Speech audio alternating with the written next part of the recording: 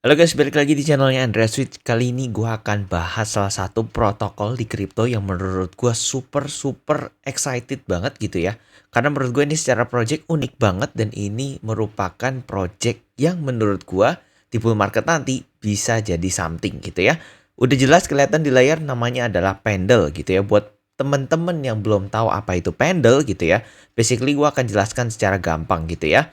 Nah, ini teman-teman perhatikan di Pendle ini ada beberapa pair token gitu lah ya. Buat teman-teman yang mungkin masih sangat-sangat awam terhadap kripto gitu ya, basically Pendle ini mengutilize yang namanya liquid staking token gitu ya.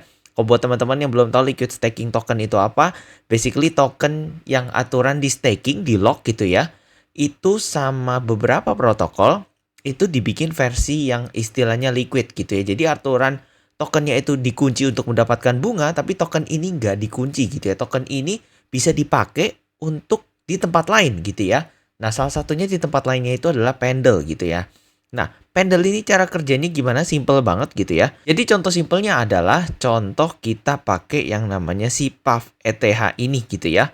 Basically secara konsep gitu ya, dia itu memecah antara token yang bisa di liquid staking itu jadi dua guys. Dimana dia pecahnya yang namanya jadi YT gitu ya. Di sini teman-teman perhatikan ada YT dan PT. Nah, kalau YT itu kepanjangannya adalah yield token gitu ya. Jadi ketika teman-teman beli yield token, ketika teman-teman hold yield token, itu teman-teman hanya mendapatkan yield dari token tersebut gitu ya, tanpa harus teman-teman punya prinsipal asetnya. Prinsipal aset itu apa? Ketika teman-teman contoh punya Ethereum gitu ya, lalu teman-teman di stake Ethereum-nya gitu ya. Nah, sebenarnya Ethereum itu kan menghasilkan bunga tuh ya. Nah, sama Pendle ini dipecah. Ada yang namanya PT dan YT. PT ini basically hanya asetnya saja tanpa ada bunganya gitu ya. Jadi teman-teman basically di sini bisa pilih. Teman-teman mau beli hanya asetnya aja atau bunganya aja. Dan teman-teman bisa trading kan di situ ya. Sebenarnya ini gue nanti akan bikin satu video lagi tentang Pendle, gimana cara mainnya, penjelasannya secara lengkap, secara detail, tapi itu nanti di YouTube lah. Cuma basically ini biar teman-teman paham dulu kurang lebih Pendle itu projectnya seperti apa gitu ya. Tujuan video ini sebenarnya untuk mau nunjukin ke teman-teman istilahnya Pendle ini seberapa bullish sih gua gitu ya. Karena gue jujur untuk Pendle ini project yang sangat-sangat bullish dan menurut gue ini waktu yang sangat-sangat tepat untuk teman-teman kalau mau akumulasi gitu ya. Sebelumnya gue mau disclaimer dulu, ini gue hanya menunjukkan apa yang gue lakukan di market gitu ya. Jadi buat teman-teman, please do your own research lagi ya, gitu ya. Oke? Jadi basically konsep Pendle seperti itu ya. Harusnya teman-teman sudah paham lah kurang lebih Pendle seperti apa. Intinya seperti itu ya. Nah, sekarang pertanyaannya munculnya adalah ketika teman-teman ngomongin token gitu ya. Maka teman-teman sebelumnya harus analisa dulu projectnya itu kayak apa sih gitu ya. Ini gue udah bukain DeFi lama gitu ya. Dimana di sini dia satu website yang bisa menganalisa semua DeFi. Kira-kira performance-nya bagaimana sih gitu ya. Ini kalau kita scroll ke bawah ke protokol ranking sih gitu ya. Ini yang gede-gede lah, Lido gitu, Eigenlayer. Ini Lido ini termasuk liquid staking layer project gitu lah ya. Nah, teman-teman bisa perhatikan Pendle ini masuk top 10 di sini gitu ya. Dimana dia punya TVL sekitar 2,7 miliar dolar. Itu duit banyak banget di situ gitu ya. Dan fee yang dihasilkan selama satu hari gitu ya, dalam sehari itu mencapai sekitar 22.000 dolar. Artinya mungkin sekitar 300-an juta something lah gitu ya. Teman-teman bisa klik juga nih untuk Pendle-nya untuk bisa lebih tahu lebih dalam tentang info-infonya gitu ya. Dari sini teman-teman perhatikan total value-nya ada 2,7 billion gitu ya. Nah, kemudian di sini fees-nya gitu ya. Teman-teman perhatikan di sini fees-nya secara annual gitu ya. Itu bisa 18,95 juta dolar. Tapi balik lagi, fee ini itu merupakan fee yang dihasilkan dari 30 hari terakhir gitu ya. Jadi 30 hari terakhir aja Pendle ini secara fee udah ngasilin sekitar 1,55 juta dolar. Jadi menurut gue ini protokol yang memang cuan gitu ya. Make sure teman-teman ketika mau entry sebuah project, make sure emang projectnya sudah jelas dan kalau bisa dia sudah generating money atau generating revenue atau bahkan sampai dengan profit gitu ya. Kenapa gitu ya? Karena balik lagi, kalau misalkan mereka nggak bisa generate hal tersebut, ya kerjaannya cuma jualin tokennya sendiri gitu ya. Jualin tokennya dev doang gitu ya. Tapi beda kalau misalkan mereka bisa tanda kutip survive sendiri, ya otomatis mereka untuk ngegaji karyawan, untuk biaya operasional, bayar server dan kawan-kawan gitu ya, untuk pengembangan, itu nggak perlu jual-jualan token. Karena balik lagi, secara protokol mereka udah ngasilin keuntungan atau revenue gitu ya. Di sini ada total raise-nya, walaupun total raise-nya kecil, di sini teman-teman bisa perhatikan ya, banyak visi-visi yang menurut gua oke banget. Termasuk di sini ada Binance Labs juga, mereka masuk di Pendle gitu ya. Jadi menurut gua Pendle ini salah satu project yang teman-teman gak boleh sleep on lah gitu ya. Nah, kemudian lanjut, di sini teman-teman perhatikan kalau gua buka untuk si coin Gecko gitu ya. Ini teman-teman perhatikan ada yang namanya top LRTFi gitu ya. LRTFi ini maksudnya apa? Ini basically adalah project tersebut itu ya, bisa menampung token yang bisa di restaking lagi gitu ya. Ini nomor satunya udah pasti Pendle gitu ya. Pendle itu basically dia masuk dalam top 135 di crypto market cap gitu ya. Ini menurut gue masih potensial. Nanti teman-teman gue akan bahas juga secara chart gitu ya. Jadi secara LRTFi ini teman-teman perhatikan dia udah masuk nomor 1 gitu ya. Pendle itu narasinya ada 2, yaitu LRTFi dan juga RWA. Ini kalau teman-teman cek RWA gitu ya, basically dia nomor 3 gitu ya. Jadi di top naratifnya aja di nomor 1 dan nomor 3. Menurut gue ini super bullish banget gitu ya. Dimana Pendle menempati nomor 3 di RWA, Real World Asset gitu ya. Nah, kemudian Pendle ini juga dipakai oleh yang namanya MakerDAO. Buat teman-teman yang belum tahu MakerDAO, itu basically sama platform untuk dimana teman-teman bisa minjem duit dan meminjamkan duit gitu ya. Nah, mereka basically keluarin yang namanya semacam rekomendasi gitu ya untuk masukin Pendle PT gitu ya. PT ini basically kayak principal asetnya, principal token, yaitu USDE untuk dijadikan kolateral gitu ya. Dimana nanti kalau misalkan teman-teman punya principal token dalam bentuk USDE gitu ya, itu teman-teman bisa pakai juga di MakerDAO untuk balik lagi dijadikan jaminan untuk teman-teman minjem aset lagi. Jadi menurut gue sih sangat-sangat mantap ya, karena balik lagi use case-nya sudah sangat lebar, sudah sangat digunakan di mana-mana. Jadi menurut gue ini potensial dan menurut gue juga masih early banget gitu ya. Nah, ini ada salah satu tweet juga gitu ya. Di Pendle itu ngapain aja sih gitu ya basically ya. Pendle ini di 2024 gitu ya, mereka akan rilis V3. Basically ini adalah on-chain system for margin interest rate swap market. Ini tujuannya apa? Tujuannya yang gue baca adalah itu untuk onboard lebih banyak lagi si institusi gitu ya. Karena Pendle ini secara TVL di institusi. Karena Pendle ini secara TVL itu dia punya sekitar 40% itu dari institusi gitu ya. Ini teman-teman juga bisa perhatikan di tweet ini di mana dia ada yang namanya Abra Global. Ini basically institution service gitu lah ya. Jadi kalau misalkan institusi mau main kripto segala macam gitu ya, Abra Global ini salah satu yang tanda kutip provide service-nya gitu ya. Dimana di sini Abra Global itu sudah ngedeploy ETH liquidity-nya ke Pendle gitu ya.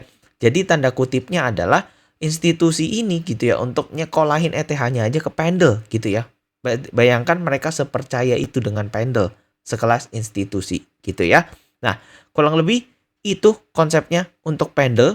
Jadi menurut gue sih yang gue ceritakan harusnya teman-teman sudah cukup bullish lah ya dengan Pendle. Karena balik lagi, secara protokol udah jelas cuan gitu ya. Dalam sehari fee-nya bisa sekitar 22.000. Dalam sebulan secara track recordnya itu ada 1,5 juta dolar secara fee yang di-generate gitu ya. Gak banyak protokol yang zaman sekarang jujur bisa menghasilkan profit dan survive gitu ya. Kemudian Pendle ini juga ada di beberapa chain kalau teman-teman perhatikan, mulai dari Ethereum, Arbitrum, BNB Chain, Optimism, dan juga Mantle gitu ya. Untuk chain-chain lain sih belum ada gitu ya. Tapi basically teman-teman bisa cobain masukin semua lah gitu ya. Di sini gue pengen bahas untuk chartnya Pendle gitu ya, karena menarik gitu ya. Karena ini teman-teman perhatikan Pendle itu dulu ya all time low-nya itu sekitar hanya mungkin 0,5 setengah dolar lah gitu ya. Nah, kemudian dia naik sampai dengan hampir 7,5 dolar lah ya. Berarti dari 5 ke 7 mungkin sekitar 14x lah gitu ya. Kemudian dari 7,5 dolar ini koreksi sekitar kalau ke harga sekarang itu 62%. Kalau teman-teman tarik ke koreksi ininya mungkin sekitar 75% gitu ya. Nah, ini teman-teman sekarang perhatikan kalau misalkan teman-teman mau beli Pendle itu di mana gitu ya. Nah, ini gua hilangkan dulu gitu ya. Basically sekarang Pendle ini ada 3 area yang penting menurut gua gitu ya. Yang pertama adalah di sekitar sini guys, di garis kuning yang gue gambarin. Ingat ya, garis ini sifatnya adalah area gitu ya. Jadi teman-teman 2,8, mungkin 2,9, mungkin tipis-tipis 2,7 lah. Itu area yang bisa dijadikan support dan resisten gitu ya. Untuk pendel ini kalau teman-teman mau serok, teman-teman bisa nungguin mungkin di area sekitar 2,4, 2,5. Itu kalau teman-teman dapat udah bagus banget gitu ya. Karena potensi naiknya aja kalau misalkan di 2,4, 2,5 gitu ya, teman-teman ukur sampai dengan mungkin let's say 7 gitu ya. Ini teman-teman bisa dapat gain dengan sekitar let's say 200% gitu ya. Nah, kenapa sih gua suggest-nya pendel gitu ya? Karena balik lagi, kalau teman-teman beli ke token yang lain gitu ya, contoh let's say kayak yang lagi rame diomongin sama orang Manta gitu ya. Itu protokol yang gue pernah baca secara fee yang di-generate seharinya aja 1.000 gitu ya. Kalian bayangin untuk running sebuah layer 1 blockchain itu berapa banyak karyawan yang dibutuhkan pertama gitu ya. Berapa banyak node yang tanda kutip harus dijaga dan harus di-runningin sendiri gitu ya. Nah, menurut gue dalam 1.000 sebulan atau 1.000 sehari pun gak nutup gitu ya. Beda dengan Pendle yang menurut gue secara fee sebulan udah $1,5 juta. Menurut gue kalau $1,5 juta itu untuk running sebuah perusahaan secara fee tiap bulan itu sih harusnya segala macamnya sudah nutup gitu ya. Nah, jadi gue expect dari mereka itu untuk tidak jualan token gitu ya. Ini kenapa ngedam? Ya basically semua kripto pada saat momen ini yang ngedam gitu ya. Tapi teman-teman perhatikan ketika ngedamnya pun menurut gua nggak sedalam alt-alt lain. Ketika alt-alt lain mungkin bisa turunnya dalam banget, bisa sampai dengan 2x, 3x dari $4 ke $1, $3 ke $0,5 itu dalam-dalam banget. Tapi beda dengan Pendle yang masih dari $7 baru ke $2, koreksinya baru 60%. Menurut gue ini altcoin yang masih oke lah koreksinya, dan bahkan dengan project sebagus ini menurut gue ini kesempatan untuk kalian nyerok gitu ya. Nah, kalau misalkan dari sekitar 2,4 ini dia jebol lagi, teman-teman bisa tungguin di sekitar 2,2 gitu ya. 2,2 jebol lagi, teman-teman bisa tungguin di 1,8. Kalau 1,8 ini menurut gue udah susah banget lah. Ini area demand gitu ya. Karena kalau di sini teman-teman perhatikan, di sini ada area demand-nya gitu ya. Dimana di sini naik cepet banget gitu ya, dalam sehari dia langsung bikin garis aja gitu ya. Artinya buyer sangat FOMO di sini gitu ya. Dan kemudian barang-barangnya mereka sekarang saat ini sudah cuan gitu ya. Dari mungkin sekitar average 18, 19 sekarang udah 2,8. Menurut gue itu cuannya yang sangat luar biasa gitu ya. Nah, oke. Jadi kurang lebih di situ kalau teman-teman, kalau misalkan kalian mau serok Pendle gitu ya. Nah, kalau misalkan kalian sudah serok Pendle, Pendle-nya bisa buat apa sih gitu ya. Di sini teman-teman perhatikan kalau misalkan kalian ke app Pendle-nya gitu ya, di sini ada yang namanya vPendle. Di sini teman-teman bisa klik gitu ya. Tapi di sini kalian harus connect chain-nya ke Ethereum mainnet dulu lah. Basically nggak apa-apa, gue konekin, gue tunjukin gitu ya. Basically vPendle itu menunjukkan bahwa teman-teman itu menjadi Pendle voters gitu ya. Teman-teman nge-lock, nge-stake Pendle teman-teman gitu ya untuk di governance-nya gitu ya. Di sini teman-teman perhatikan dari 1 Agustus 2024, ini sekarang tanggal 15 Agustus, fee yang sudah di-generate itu sekitar 143.000 untuk token holdernya gitu ya. Jadi baru 15 hari gitu ya. Basically kalau misalkan full mungkin kita bisa expect mungkin kayak 250.000 atau sampai dengan 300.000. Jadi ini menurut gue sangat-sangat bullish Pendle gitu ya. Balik lagi, kita ini beli token atau invest di project yang memang tanda kutip sudah menghasilkan cuan. Jadi ini menurut gue sangat bagus gitu ya. Karena balik lagi, selain permainannya unik gitu ya, karena nggak banyak saingannya, dan yang kedua sudah menghasilkan profit. Menurut gue kalau crypto project harusnya sih seperti ini ya, yang menghasilkan cuan, yang rame dipakai banyak orang gitu ya. Tapi sayangnya balik lagi nggak semua seperti itu gitu ya. Kemudian yang kedua, kalau di sini teman-teman perhatikan, vPendle itu bisa dapat benefitnya apa? Dimana di sini mereka bisa dapat boosted 2,5x gitu ya dari liquidity provision APY gitu ya. Nanti di sini gue jelasin lebih lanjut lagi. Nanti sebenarnya ada kalkulator contohnya juga gitu ya. Kemudian di sini teman-teman bisa dapat revenue dari protokolnya pasti gitu ya. Itu yang tadi yang 143 ribuan gitu ya. Kemudian teman-teman di sini bisa milih nih pools apa yang bisa dapat insentif. Jadi contoh kalau duit kalian banyak di pools tersebut gitu ya, otomatis kalian bisa pilih pools tersebut untuk bisa dapat insentif lebih lagi gitu ya. Kemudian di voted pools-nya, ketika pools tersebut terpilih untuk dapat insentif gitu ya, pastinya kalian bisa mendapatkan fee-nya gitu ya. Kalau misalkan kalian hold si vPendle gini gitu ya. Nah, vPendle ini teman-teman juga perlu tahu cara mainnya gitu ya. Dimana dia semakin lama gitu ya, itu pendel yang dibutuhkan itu semakin sedikit lah basically untuk dapat poin yang gede gitu ya. Tapi kalau misalkan teman-teman sebentar untuk teman-teman dapat poin yang gede, otomatis teman-teman butuh V-Pendle yang lebih banyak lah, intinya seperti itu ya. Nah, by the way ada info terakhir nih buat teman-teman yang sangat tertarik dengan pendel ini gitu ya. Nih, pendel ini akan hadir di Coinface Asia gitu ya. Ada perwakilannya yang datang namanya Dan Anthony gitu ya. Coinface Asia ini di Bali 22 sampai dengan 23 Agustus gitu ya.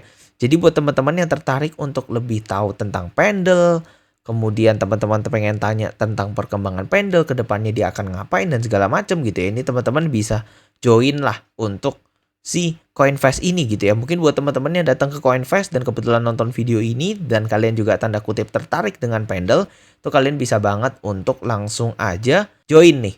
Ya, dimana di sini ada speakers line up-nya, ada yang dari Jumbo One Inch, Bitcup, dan juga dari Pendle. Tapi teman-teman kalau tertarik dengan Pendle, otomatis bisa langsung ke nanya si Dan Anthony ini gitu ya.